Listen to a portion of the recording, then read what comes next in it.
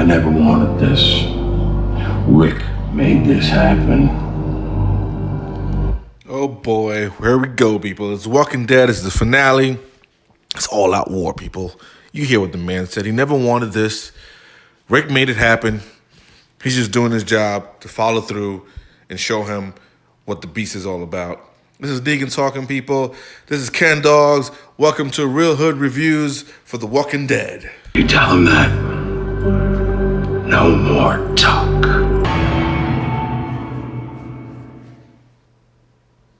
AMC's The Walking Dead. I knew that I could count on you to deliver my plan to Rick. It's gonna lead them directly into the fire. We will change Savior history. I just wanted to make it so that the bullets didn't work. You have to find peace with Negan. Show everyone that they can be safe again without killing. Winning is about killing every last one of you. So you get the gist of it. There's a lot of shit talking going on. Shiitake mushrooms going on right here. Rick pretty much starts off the episode with just a little flashback of him working with his son, and to me that was a great callback to the story of the letter from Carl and how he remembers that peaceful time, that good time. Now that we're going to war, it seems like something you would want to bring to the forefront, right? Because everyone's supposed to be getting killed, getting murked, and now we're talking about, hey, there was a good time. There was a time when we were able to be peaceful. There was a time when we were able to just walk down the streets before this whole zombie apocalypse. Can this still happen? I don't know. But I know I need to see Negan and I need to see Rick go down to the teeth, get down to the killing, slice each other's throat, do something, strangle somebody. It sounds violent, people, but, there's been a whole season of this just waiting and pondering when this is all going to happen. And this episode for me was very, it was a cautionary episode for me because I was looking at it and was kind of like, man, do I really want Negan to die, or do I want for what has been, rumored to be the end, right? Would you see him turn to a good guy? They've been trying to humanize Negan. They've been trying to bring Rick back into this whole leadership role and take him away from loss and his grievance and all these different things that he's been going through. But how would they end this episode? The Walking Dead doesn't do a good job of, at least in my opinion, of putting things, finalizing storylines, right? They usually, for better or for worse, kind of leave you wondering what's going to happen or why did this happen. But this episode, I would say that after watching it, definitely was one of the best season finales for The Walking Dead. And it did everything that I thought it would have done. Plus, it kind of opened up the doors for more animosity between Rick's group and more alliances with Rick's group, and just leaving you with a lot of questions, maybe more questions than answers, but at least one of the questions was answered. And if you haven't watched the episode, spoilers, Negan doesn't die. And this is a late review because I did it like 5 times, and for some reason, this damn program that I'm using kind of just deleted every single review I did. It's like, you're not good enough. Your review is not good enough. Delete. And now I'm doing it the 6th time, and I'm hoping that this time it actually sticks.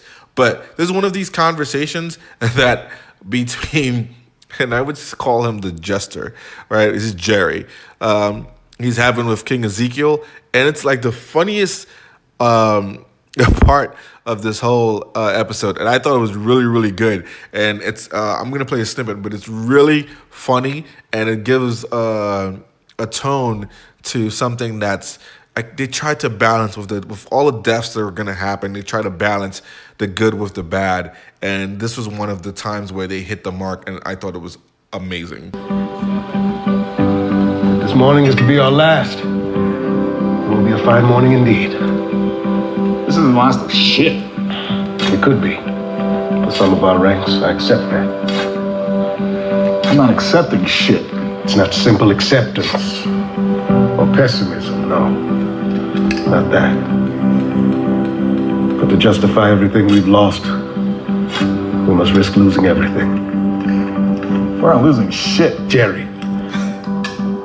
That was a classic conversation between friends who have respect for each other and just different points of view on how to do business. And I thought that was very, very well done.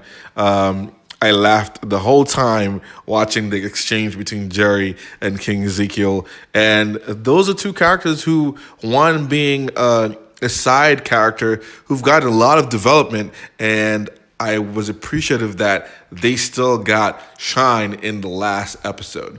And early on in this episode, you could see the different look in Rick's eye versus Morgan's eye, which Morgan looks just damn bat crazy. Like he's seen dead people. He's seen signs. He's seen the Sixth Sense. He needs to go over to the Sixth Sense. He's going freaking crazy. Forget the Terminator. Morgan is on a whole different level. One of the things I didn't like about this episode was the character Jesus, who got a lot of character development in the beginning. All of a sudden now, not all of a sudden, he just basically disappeared for midway through the season, right? He kind of disappeared. You didn't know anything about him. He comes back and he has a very good little conversation with Morgan on why and how he could go about not killing, right? Using the different sides of the stick, which is kind of like a justice system, right? For people, you use, the justice side, and for the dead, you just basically use the death side. And that kind of makes sense, like the Grim Reaper, kind of. But one of the things I hate about that character, and we're going to go back and forth in the different storylines, but Jesus is with Maggie on not liking the way that that everything went down with Negan, kind of seeming like he wanted Negan dead. But this is the guy that was all about peace and tranquility and living in harmony and making things work. So I don't kind of understand why he would want to back Maggie. And obviously this is the towards the end of the episode, so there's really no context to why all of a sudden he has a change of view. But we kind of saw the division between Rick and Maggie's group for a while. Rick would say something and his group would do something completely different, right? Maggie, given that role of a community to take care of, kind of stood her own ground, right? She kind of elevated to that leadership role. Everyone looks up to her. They like her decision making, and although she has a lot to learn, because as you could see, she had a trusting issue, but when it came to Negan, and rightfully so, she felt like he should have died, like everyone else. But Rick, being the dictatorship that he's going to be going forward, and I think that's where we're going in The Walking Dead, kind of just made everyone know that he runs the show and he's going to make better decisions as far as he sees it. And as far as he sees it, this is the best move. And everyone has to fall in line, kind of like dominoes, right? You just got to fall in line. Everyone fall in line, and then that's how it's gonna work. No one's gonna deviate from the plan, right? So that's kind of Rick's whole talking point to his team, and rightfully so. His woman grabs her and stops her from going, and she's screaming, "Rick, Rick, that's not right. We gotta kill him. And that was one of those things where I was just like, man, a bond between man and woman, especially a married couple, is something very strong, because you've seen at the end where the husband makes it's not always that way, but the husband makes the plan, executes the plan, and the wife supports him, right? Everyone is going to remember what Rick did, but not what Michonne did, right? Michonne kind of held her back and said, this is the way. This is what my husband has chosen. We're going to follow the leader, and you need to stay put.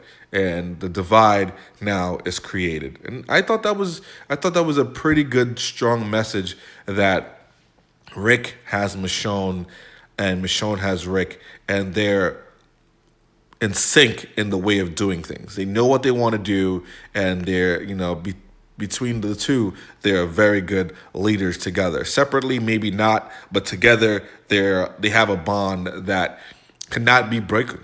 And obviously, they're not really married, but in The Walking Dead, they're married. The biggest twist out of this episode was definitely Mr. Mullet himself, Eugene. And I've been saying through this whole season that there's something that needs to be done with him, right? Why is he still there? Why hasn't he died? Why hasn't he just been decapitated? He's such a, he has bitch-ass tendencies, right? Eugene. This is basically what we've seen. He's just, he's a punk. But Eugene proved his worth. And he had to have done something to kind of go back to his original group. And we got a highlight from the previous Walking Dead where, Gabe created faulty ammo. But it kind of seemed in that episode that Eugene was, going to use that as a way to make sure he audited his weapons and make sure it was actually working. But what comes to light is that Eugene had a bigger plan. Eugene worked to kind of sabotage the Saviors. Negan got Gabe at gunpoint and revealing, making Dwight dressed in the Savior's basic bitch ass sweatsuit. And it's kind of like okay, you're no longer part of the crew. The walk of shame, right? You're gonna put this color on, and it's gonna be the walk of shame, and you're gonna get slaughtered. But what happens is, and they did a great job of when the camera spans to show you the Saviors, and you thought that they fired, but then you realize that all the guns kind of were damaged and fired back, kind of destroyed the weapons of the Saviors, and you were like, oh, ish, like what went on? Like, how did this happen? And then you realize, whoa, Eugene. And that was a good twist. I thought that was amazing.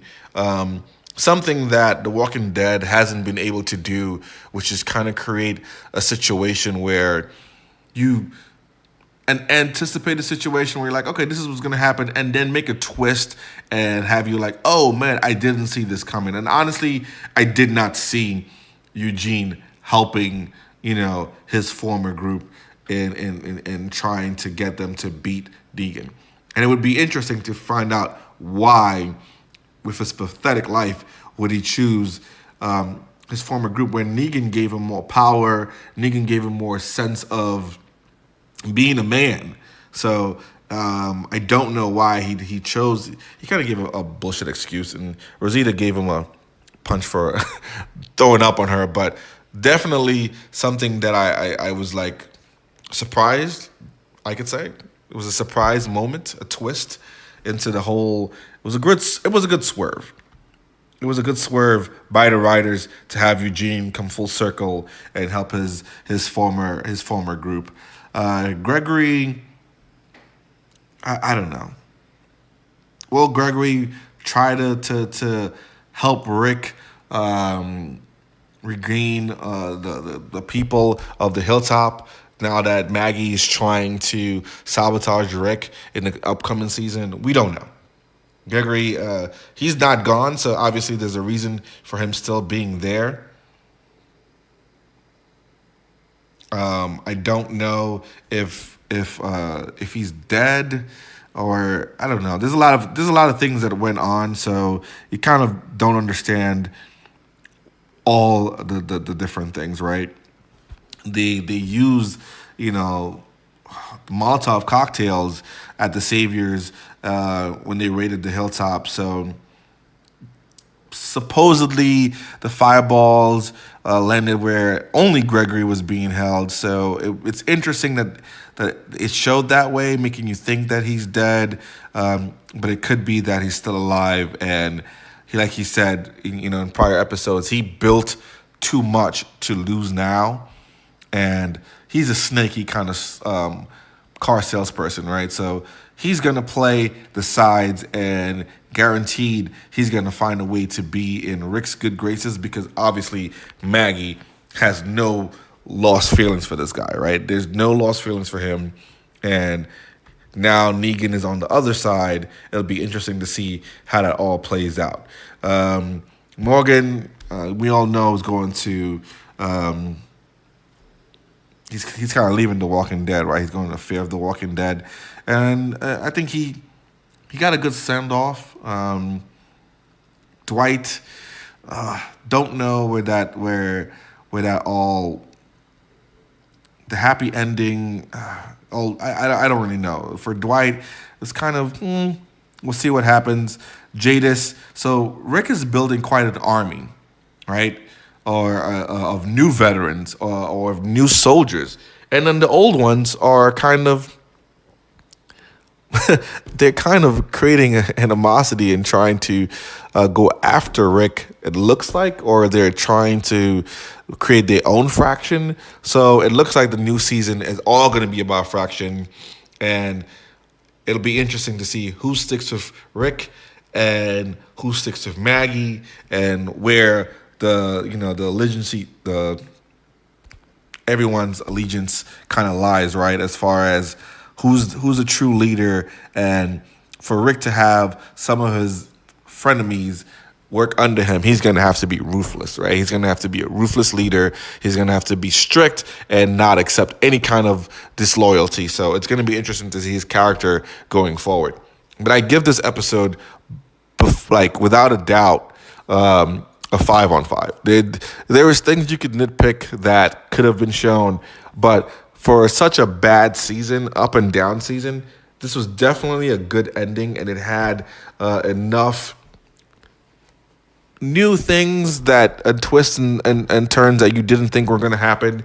And just when Rick kind of slices Negan's throat, I'm like, oh, he's gone. That's it. He's not going to make it. There's no way. It's over. And then in Magic World, he saves his life after, slitting his throat. One of the things that, you can't really tell how the hell people get saved after their throat gets slit, but it's kind of crazy. And here it goes, Rick kind of stands on top of him. He just slit his throat. He's looking at everyone. Here comes Maggie. She's like, oh man, that's it. I wanted the kill. But Rick is like walking towards them, and he says the crazy words, save him. No! Maggie! No, he can't! No! No, he killed Glenn! We have to. We have to end it! Rick! We have to make it right! No! It's not over! It's not over until he's dead! It's not over until he's dead! No! No! No!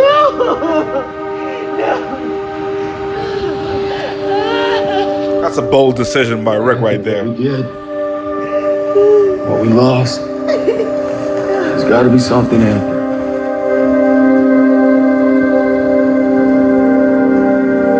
The ones who have them up, put your hands down. We're all gonna go home now. Negan's alive. But his way of doing things is over.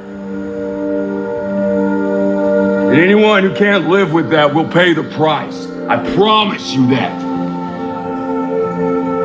And any person here who would live in peace and fairness,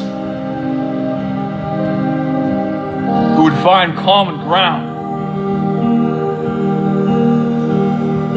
This world is yours by right. We are light. That's death. And it's coming for us. Unless we stand together. So go home. And then the work begins. The new world begins. Dictatorship, baby. The dictatorship begins. All this is just what was. There's got to be something after. And there you have it, people. This is the speech. This is the dictator speech. This is what happens when the man assumes power and he's tired of the BS. He's telling his lieutenants, he's telling his soldiers, he's telling everyone, pay the price if we don't follow the rules. Doesn't matter who it is. And that starts the divide. That starts the divide between a group that was never really together. They followed because it just made sense. But now there's a lot more of them, and there's different crews, and it'll be interesting to see how The Walking Dead continues in season 9. This is definitely a better ending than I thought it would be. And some people might be on Maggie's side and be like, hey, man, he killed everybody. He deserves to die. But guess what? Having a badass like Negan on my side, I feel pretty damn good that I could take on the world. That's how I would put it for Rick. If anybody tries to come at Negan is bad, he is right there. And if he could be Rick's right-hand man, it's going to take a lot. It's going to take a lot to bring that man down. And it's going to be interesting to see how that bond develops between Rick and Negan. Now that Daryl's on the other side now. So, Maggie has her foot soldiers and Rick has his foot soldiers. So it's going to be an interesting dynamic, to say the least. And for those who like Maggie, here's Maggie's words of wisdom for those who want to be on the Maggie crew starting season 9. Having him here. I don't regret what I did. But you were right. Rick was right about not killing all the saviors. He was right. He was. Not about Negan. So what does that mean, Maggie? We have a lot to do. We have to build this place up. Make it work better than before. Make it thrive for the people who live here. We need our strength, the ability to defend ourselves better. We have to have that. We will. But Rick and Michonne, Rick was wrong to do what he did. Michonne too. So we're gonna bide our time, wait for our moment, and then we're gonna show him. Yeah. We will.